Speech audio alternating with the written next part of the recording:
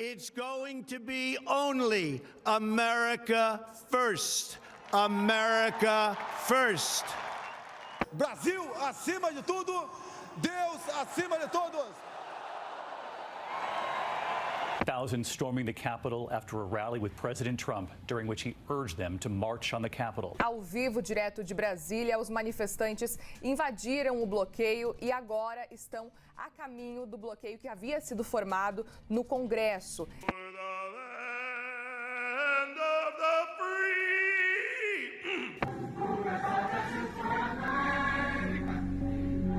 Em julho de 2008, a revista americana Forbes publicou um estudo feito apontando os 10 países mais patriotas do mundo. Vendo essa lista esses dias, algumas coisas chamaram a minha atenção. Primeiro, a total ausência do meu país no top 10, o Brasil, já que eu tô acostumado a ver cenas assim.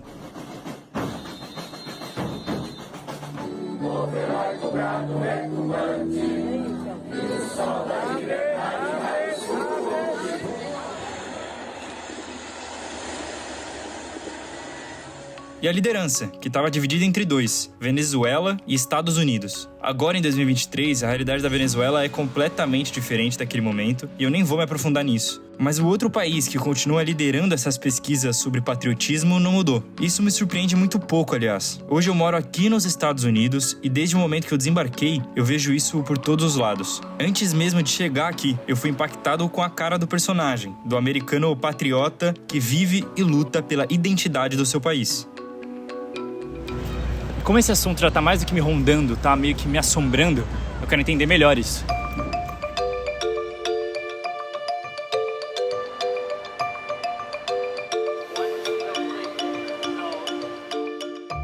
A Biblioteca Pública de Nova York tem aproximadamente mais de 3 milhões de livros. São tantos que não existe nem consenso da quantidade exata. Em um deles, o dicionário Merriam-Webster, a palavra patriotismo é definida como amor ou devoção por um só país. Essa ideia é mais antiga do que a língua inglesa ou portuguesa, se você preferir. A palavra, derivada do grego patriotes, era ligada ao amor ao solo, à terra mesmo, antes de mudar o seu significado para esse de devoção e sacrifício a uma comunidade unida. Mas se eu jogo no Google, a grande discussão nas primeiras páginas é a diferença entre patriotismo e nacionalismo, palavras que nos últimos anos andam tão próximas que já se misturaram na cabeça do público em geral. O nacionalismo ele gira mais em torno da perspectiva dessa identificação e da produção de uma comunidade imaginada, e o patriotismo / chauvinismo gira em torno dessa perspectiva, né, dessa compreensão de um nacionalismo, mas essa compreensão de um nacionalismo que visa, de alguma maneira, se colocar diante das outras nações a partir de um discurso de superioridade, ou um discurso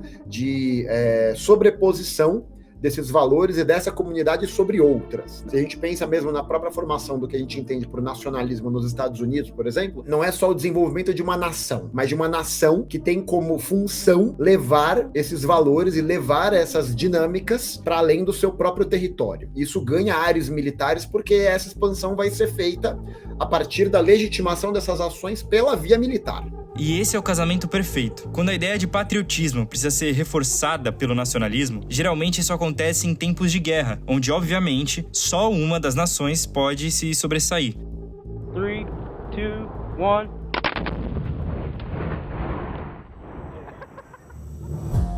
E não tem nenhuma nação que se envolveu em mais guerras na história recente do que essa. Se dá, sobretudo depois da Conferência de Berlim, ali 1883, 1885, que a gente tem ali realmente o reforço cada vez maior do discurso chauvinista, né? Desse discurso que vai ter essa perspectiva de um combate de nações contra outras nações. Bandeiras, hinos, essas coisas não existiam. Não é que elas não existiam, mas elas não faziam parte de uma cultura popular ou não faziam parte dessa identificação.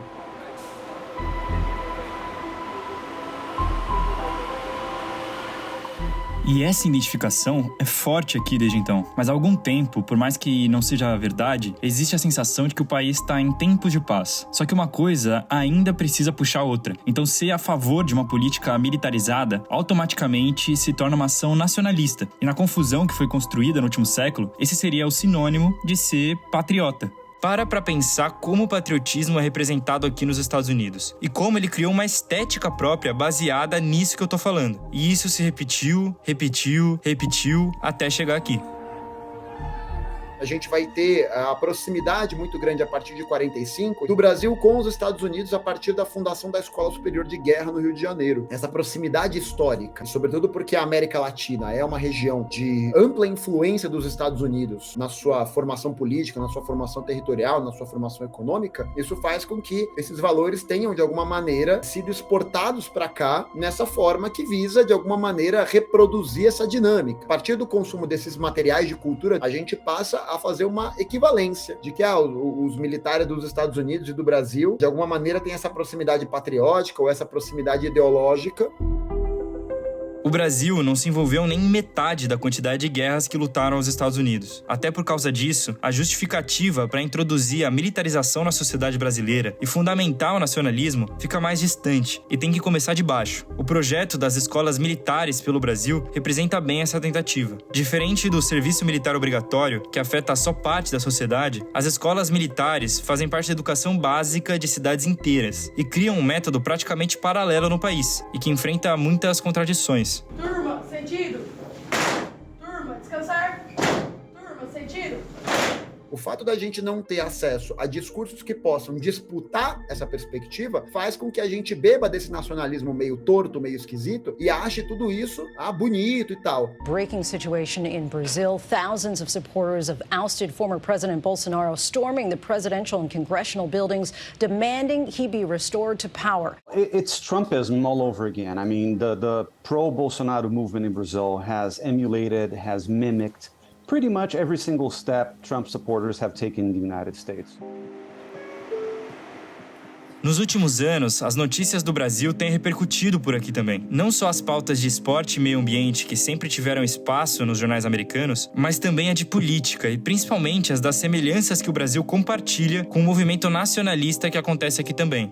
O patriotismo é uma ideia que faz parte de toda a organização nacional. É uma palavra inventada na Grécia Antiga e já significou união entre povos. Já a onda nacionalista tem uma cara, uma estética moderna e impulsionada por uma potência econômica e cultural, mas que até ela está confusa sobre o que isso significa. A própria sociedade dos Estados Unidos está passando por uma crise tão intensa e tão grande que desemboca nessa radicalidade, nessa perspectiva de ou uma defesa intransigente ou um questionamento dessa ordem nacionalista, né? Que vai olhar e falar, não, o nacionalismo que a gente quer construir não é um nacionalismo que está do nada e vem pro nada, não, é um nacionalismo que está diretamente atrelado a um determinado projeto político. Qual que é o projeto político que a gente quer tocar? O Brasil não é o único a se apegar em coisas assim para tentar atravessar esse começo de século conturbado pelo mundo. E, muito provavelmente, a gente vai continuar vendo cenas e ideias confusas sobre aquilo que a gente entende como orgulho de ser brasileiro.